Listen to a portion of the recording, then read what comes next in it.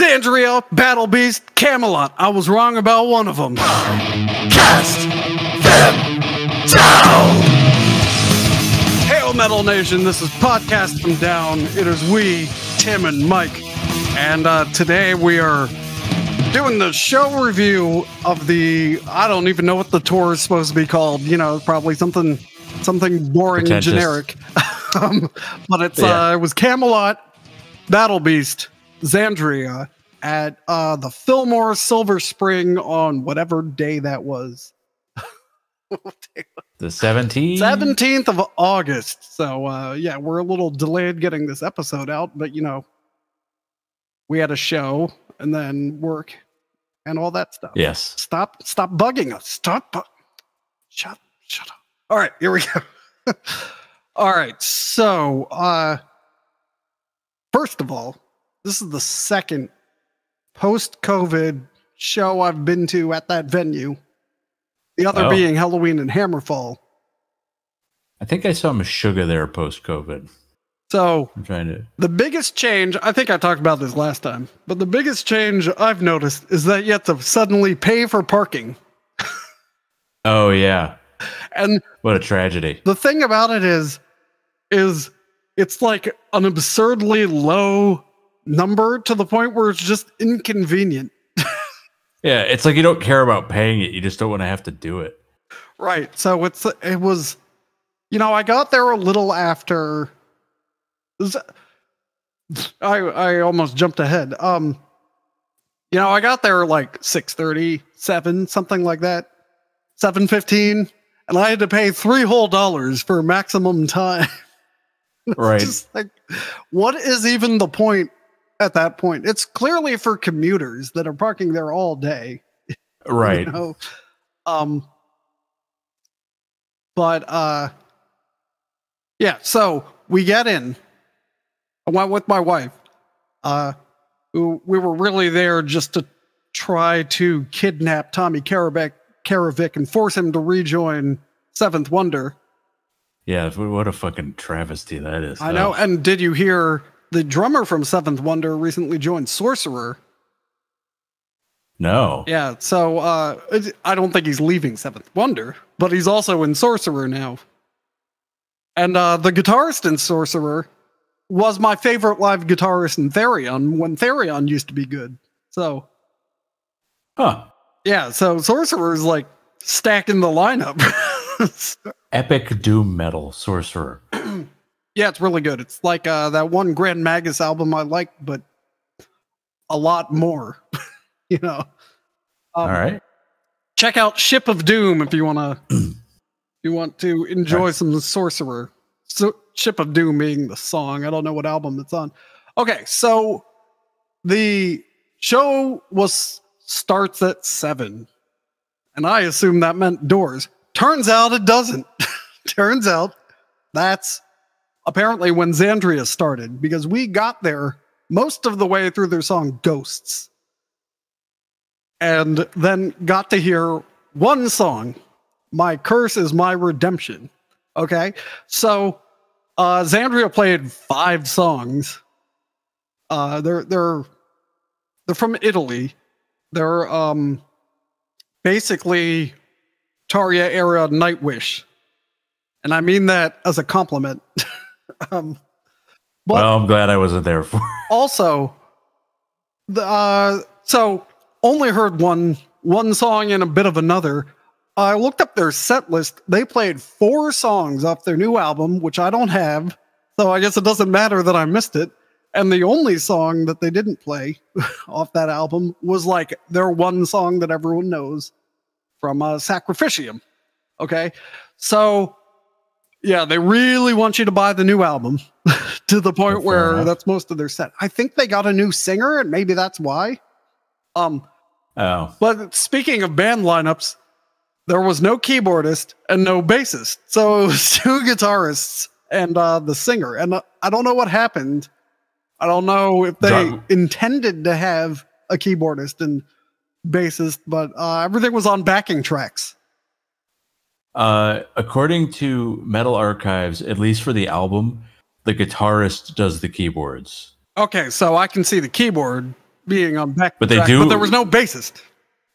They do have a bassist, Tim Schwartz. So I don't know what happened there.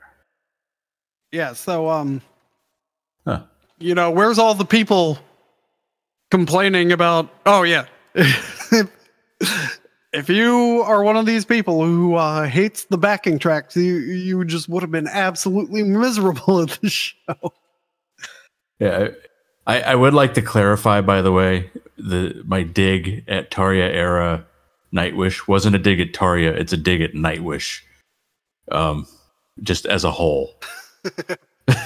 I don't have anything against Tarja. I have everything against Nightwish. Their band Therefore, photo. I guess I'm not.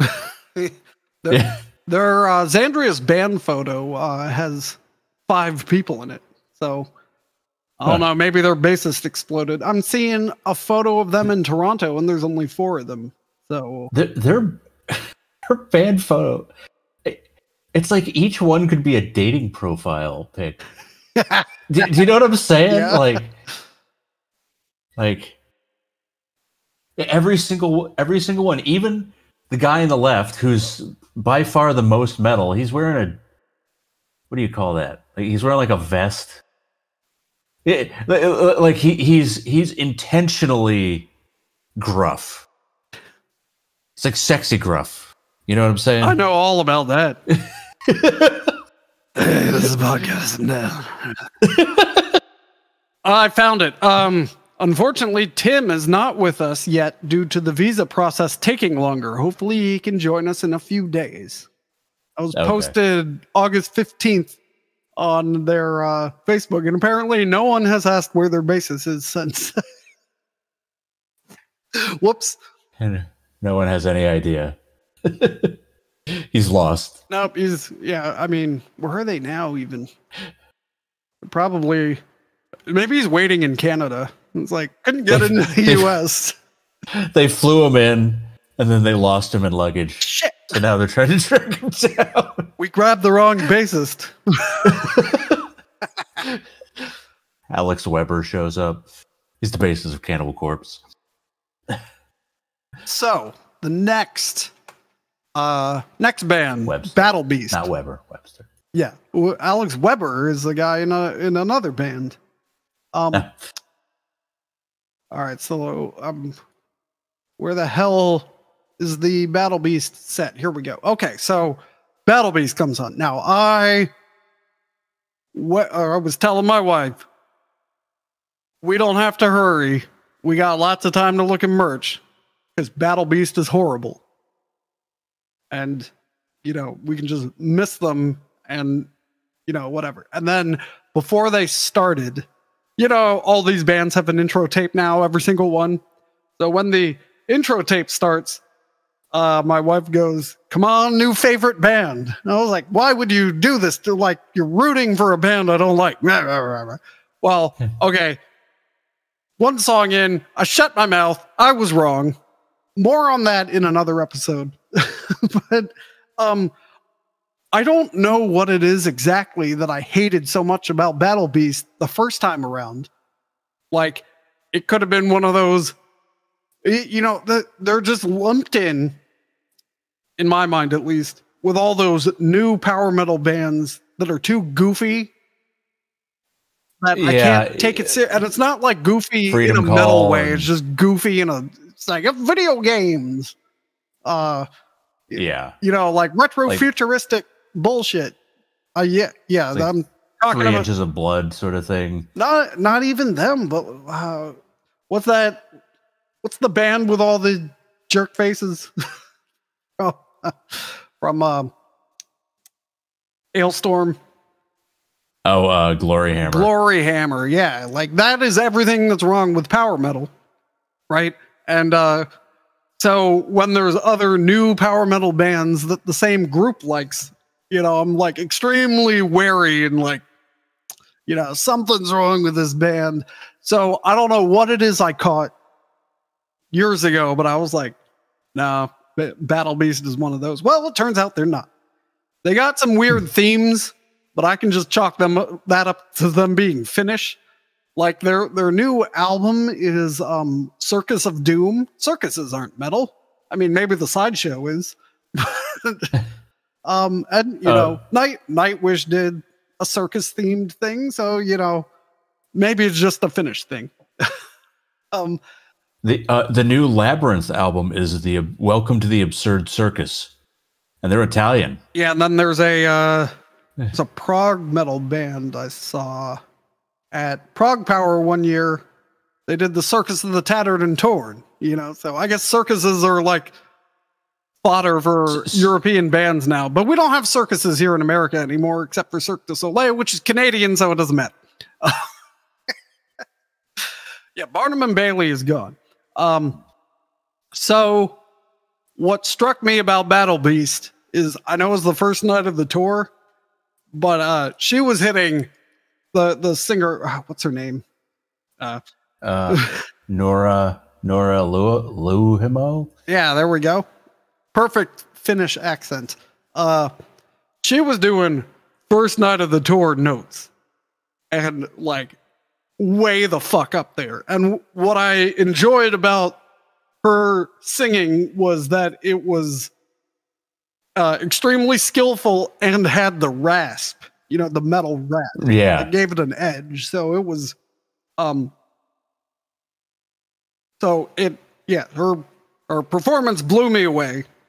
She wasn't going for like the opera style. It was right. like it's the metal style. Her costume is the most obvious thing about it is these giant hair horns she has. So yeah. And it's funny because my wife said she looked like a minotaur when she came out because she couldn't see the bottom half of her. So it's just kind of looking like, well, this is an elk, you know. But, yeah, it's just like a succubus, basically. Like, yeah, and I think that's kind of what they're going for. Yeah, the guitar solos. Didn't look up the guitarist's name. I really also like the guitar solos. They're a good mix of interesting and technically impressive, but not to the point where it doesn't matter anymore. You know. Right. Yeah, so very good guitar solos. And take this as an insult or a compliment, if you will, but every song sounds like Sabaton. Every song starts like a Sabaton song until it stops being a Sabaton song, you know, and I don't think Battle Beast would smile as they're singing about poles dying, you know, but right. Unlike Sabaton. So I did go out and buy Circus of Doom afterwards, after the show. It's pretty good. There's several tracks they played that are very catchy. It's not my new favorite band, and it's not Jenny's new favorite band. But I have rescinded my hatred of them. This is the first time I've ever been wrong. There we go. And now it's documented. Yeah, I came in towards the tail end of their set, and I only saw them play the one song, and the best way I know to put it is it looked like they were having a really good time. Yes. Like, yeah. They were just having a lot of fun. Which you know, in the serious business of metal, maybe you shouldn't be having that much fun. And I'm wondering if that's why, like they definitely had like a goofy kind of stage presence. Perhaps, and, yeah. She Nuna, was it? She does this like twisting dance thing, and Nora. I think, Nora, and it was I'd say overall it was less goofy than the guitarists in Xandria. So, she's also ex-Camelot. How about that? That's how they got on the tour, I guess. All right, so then Camelot. All right. Camelot, I've always been bugged by their bassist, and I think we talked about this before, but we were standing in front of him, and I've softened on him a little bit as well. I mean, it's just he knows what he's doing. It's just his ridiculous hair. braided hair, and he was wearing like a turtleneck. So when he went to headbang, his turtleneck would come up. it was just kind of ridiculous. But his bass, multi-scale Dingwall, awesome bass. I was watching what he was doing, and it was a lot more complex than you would think it is. Whether you can actually hear it on anything is a different question. Yeah, the new tracks especially, you could hear like fuck all for the bass, in my opinion. But yeah, like he, wow, okay. I just saw Metal Archive's review of The Awakening, or rating of The Awakening. Oh, I'm gonna have to. We'll parking lot that and come back to it. Yeah, because we have a related episode we have to record. But yeah. So, he has a good stage presence. Typically the joke that you and I have made is that if you cut his hair, it looks like he could be a car mechanic. Yeah. He you need a new exhaust. Yeah. So it's just like without, like, minus the hair, he doesn't look like he should be on stage. But that does not change the fact that he's an excellent bassist with an excellent stage presence. So yeah, he did really well. So they opened with, what did they open with? Veil of Elysium. Okay, which is off of Haven, correct? Yes. It's so hard to keep track of these new. Yes, it is. It is hard to keep track of these new songs because it's such like a formula. Yeah. It's like I think they're aiming to just have an AI write everything, because it's formulaic's not the right word, but there's definitely a formula. They've got a style, and it's not quite their old. It's not quite their old style, and when we talked about it in the Awakening review, it's like Hot Topic goth. Like, you know what I mean? And the music evokes that at this point. I have to look up what we called it now. We called Kamelot faux gothic symphonic metal. Yeah. So okay. So Veil of Elysium, Tommy. Like, I don't think if he wanted to suck, I don't think he could. Like he's pretty much on fire all the time. I've never seen him do a bad performance. Totally agree. Yeah. They had one noteworthy thing is that when they did When the Lights Are Down, they got out of sync with the backing track. Oh, I didn't even notice. Funny. That's yeah. I was gonna.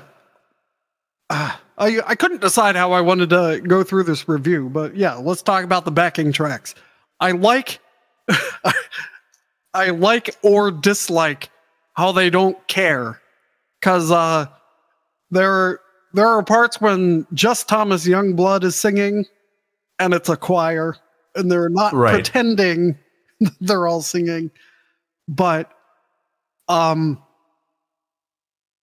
like, yeah, like, is it more disingenuous to just have the backing track do all these backing vocals and you not be near your microphone?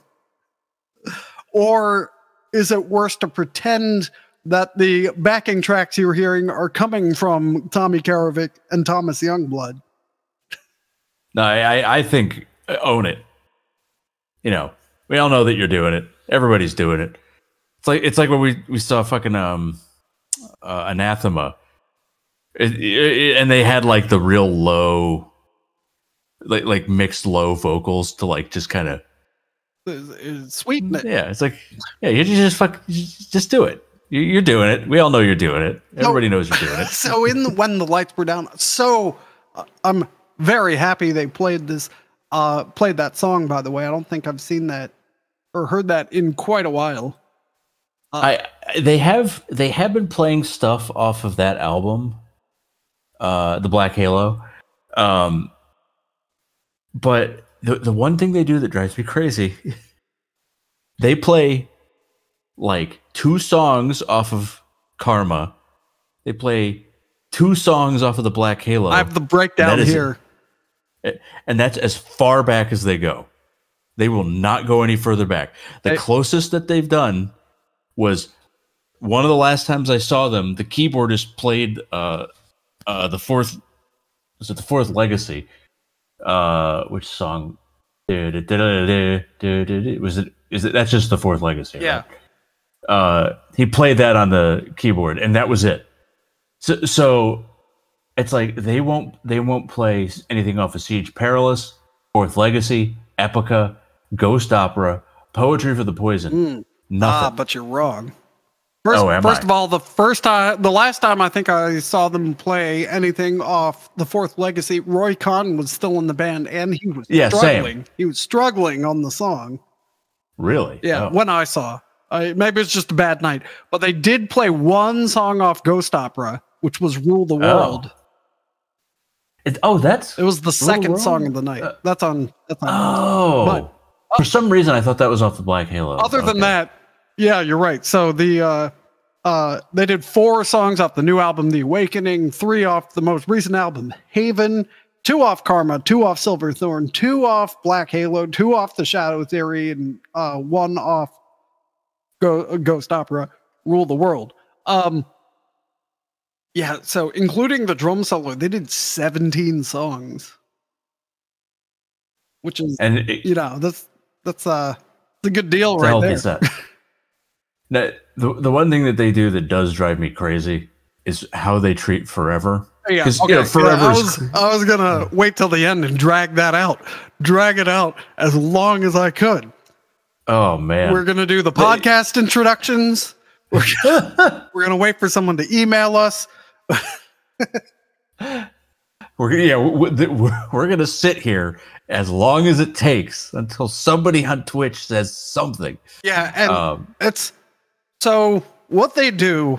Let's see if I remember correctly. They play Forever. They play like half of it, and then I think it's until the last chorus. That sounds right. And then they do this thing. It's just like a breakdown. They do a breakdown.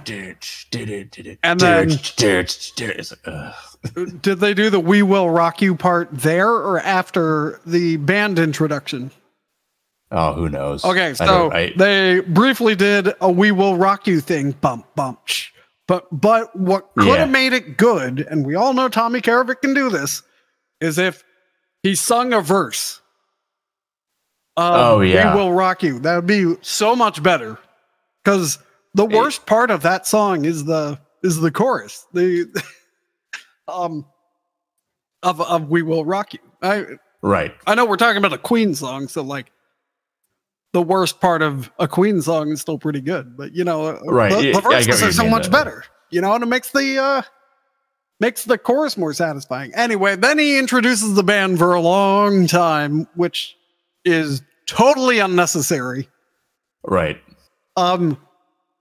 Unless they have some kind of like arrangement where they have to like say what country everyone's from. And I noticed they said Tommy is from Stockholm, Sweden, which he moved to Canada. Like, are they going to start saying he's from Canada at some point? I didn't know that. Yeah, he moved to the prairies. He moved to like Alberta or whatever. Oh, wow. It's like Devin Townsend. Devin Townsend lives somewhere out in the boonies somewhere in Canada too. So yeah, so interesting. So they spent a long time introducing the band. They did a bunch of crowd stuff. Oh, and that song went on forever. To the point where like it wasn't funny, it wasn't fun anymore. And to make it worse, they did that last time on Forever. They did all the same stuff. So, they've done that since Tommy Karavik has been in the band. Yeah. Change it up. They robbed us of an 18th song. That's how I see it. Yeah. With this useless band introduction, everyone is holding a computer in their hands. They can look up who the band is. I mean, they have so much material. I don't understand why they won't. I mean, it's it's basically Silverthorn On, which is when Tommy joined the band. But I mean, it is not as though,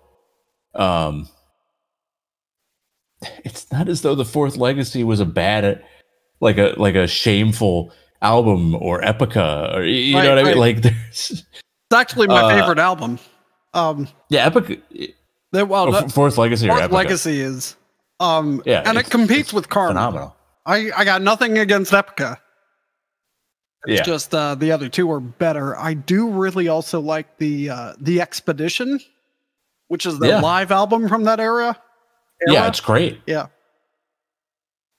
Yeah, so you know, they spend like 10-15 minutes on Forever. Yep. Sorry. And I love Forever.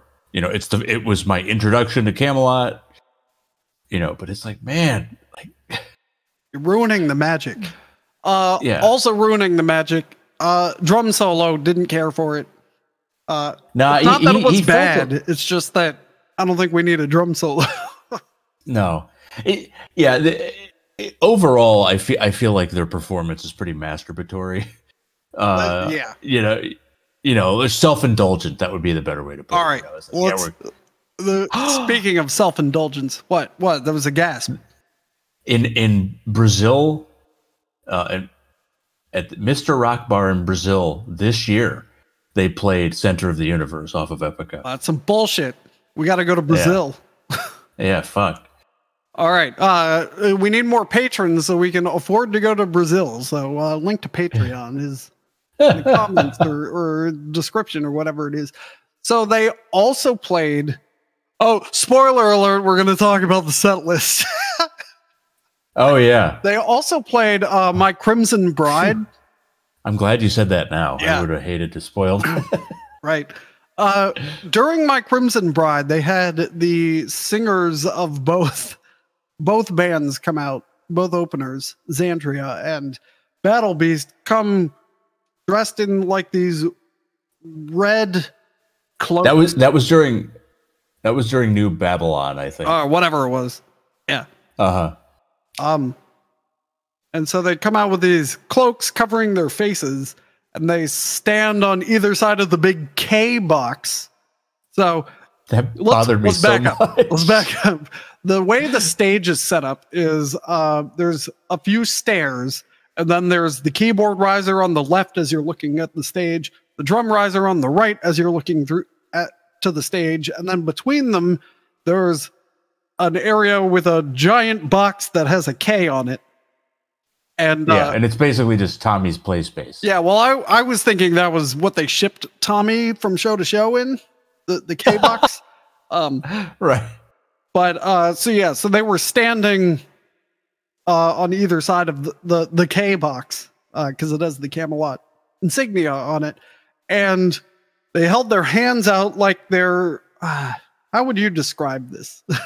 No, they had their hands in front of them like they're waiting to be handed a baguette. Except I thought it was like a really like a stupid shrug, like you're trying to act bad on purpose. What's the deal with airline food? and that's all I can think the whole time. It was like, and especially because you know they walk out and they're like mirroring each other, and then they walk up the stairs and they turn to the crowd.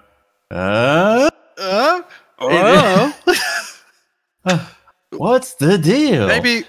Maybe someone asked them, "Hey, are you gonna sing when you're on stage that for 5 minutes?" And then they hold their arms up, and they made them stand that way for the whole song. They're completely still. You never even see their faces. They do nothing that entire song, and then they leave afterwards. A total waste of their time. It doesn't add anything. At all to the performance, to the stage show, to the story. No, it's just two people standing there doing nothing and not being interacted with in any way. No, I was watching them. I was like, they're not going to make them stand there. Yeah, they performed. They went backstage. They had dinner. Now their night is interrupted to get back on stage, put on this red cloak, and stand there like a statue. You know what does a better job at that? Statues. And you don't have to pay them. You know? Yeah, no, yeah, like don't make them stand there. Yeah, like I was like, they're gonna have 3 singers or 4 singers because Melissa Bonney was also there. Like, hell yes, but no, then they never sing. Bullshit. All right, so it doesn't help that I don't particularly like New Babylon. Like it's okay. I wasn't even listening to the song because I'm like, what the hell is going on? Yeah, I was like, don't make them do this. Come on. All right, so it'd be one thing if they came out, did it, then like left. You know, I still think that would be stupid, but it's like, okay, you did your whatever, but to make them stand there, man, that whole boring ass song. Absolutely. All right, so I mentioned Melissa Bonney. She is the touring female singer. She is, according to Metal Archive, she is not part of the band. I mean, even though she was on ridiculous. Yeah, she was fantastic. She was on the album, I believe. Yeah, she was the vocals. She did vocals on the Awakening. She is from Ad Infinitum. Okay. She's from Switzerland. Yeah. And she also appeared as a guest vocalist on a Dragonland show in Switzerland. Oh, that would have been nice. Yeah, I mean, she can do the screams. She can do everything. Yeah, she's fantastic. You beat me to it. She can do the operatic stuff. Yep. Oh, content match. And then she can do the Alyssa White blues screams like perfectly, and the middle stuff. So the only thing about her, and I wonder whose choice this was because I doubt it was hers, was her outfit. Okay. So she was wearing like a leotard. Yeah, so she was wearing like leather or pleather pants or something, and some kind of top, and then over that was a lacy leotard. Now that is super inconvenient if like you need the bathroom or something. Yeah, like what are you gonna do? And I was like, no way. I bet a man designed this. So we'll never know. This is something we'll never know. But her performance was fantastic. Yeah. You know, I wish they would just stick with a vocalist instead of like choosing a new one every album. Because it's like the amount of talents they need to find is like growing with every album. Because now they have to do the whole thing. What's the new album with all the Opus of the Night? Now they have to be able to perform that as well as the screams, as well as the normal singing, you know, because basically they started with like Simone Simon's skill set, then they got Alyssa White Blues's skill set, and then they added the one after her. I forgot Charlotte Wessels. Yeah, you're creating a monster. It's like now, if you're trying to you struck gold, keep her, pay her what she wants. You know, the flight from Switzerland can't be that much. You know, I mean, you're already flying guys from Germany. Come on. Yeah, I mean, at the end of the day, it's like, who's going to be the vocalist? It's just God. You know, it's just like there's no one else that can fulfill all this. Exactly. So, at least not for cheap. All right. So, let's see. They did March of Mephisto. That was good. They did Song for Jolie. They did everything you'd expect them to do other than that. Their encore, spoiler alert, we're going to talk about the encore. They did Phantom Divine, you know, which I believe critics would argue that they played Phantom Divine like 5 times in the normal set, but now it's in the encore too. They did One More Flag in the Ground, which is probably the most successful single off the new album. So it was which I like. it was like song. You gonna play the new song everyone knows or not? Of course. And then they ended with Liar Liar, and then it just kind of stopped, So I feel like they could have swapped out the drum solo and the last 10 minutes of Forever and given us 3 more songs. So what should those 3 more songs have been? Let's choose them, and that'll be our feedback to Camelot. Center of the universe.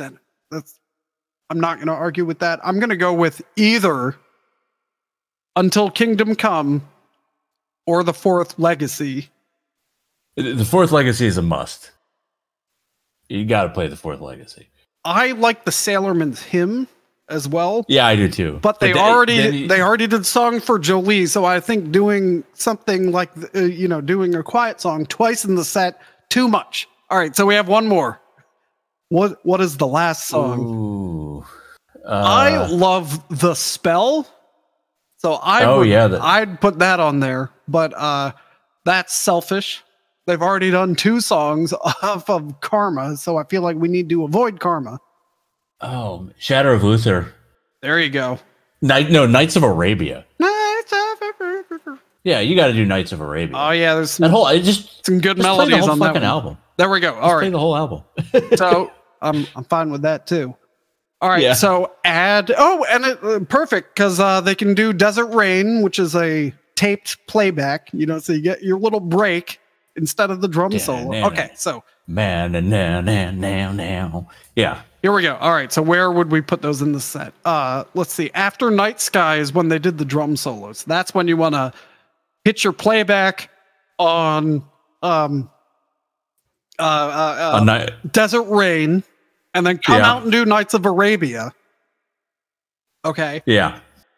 I think we should. The song you want to do that earlier in the set, so somewhere in the first third.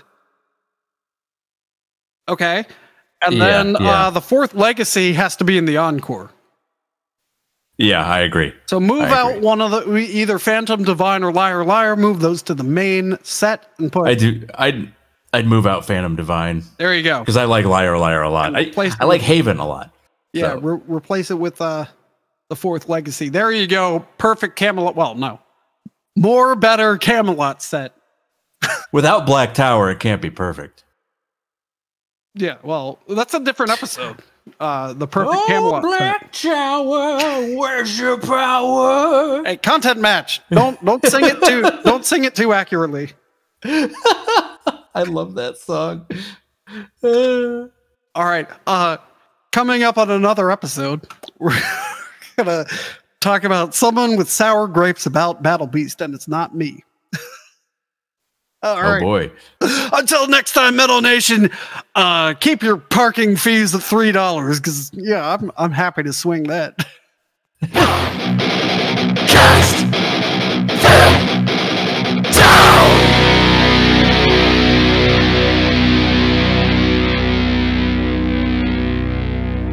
I paid with an app too.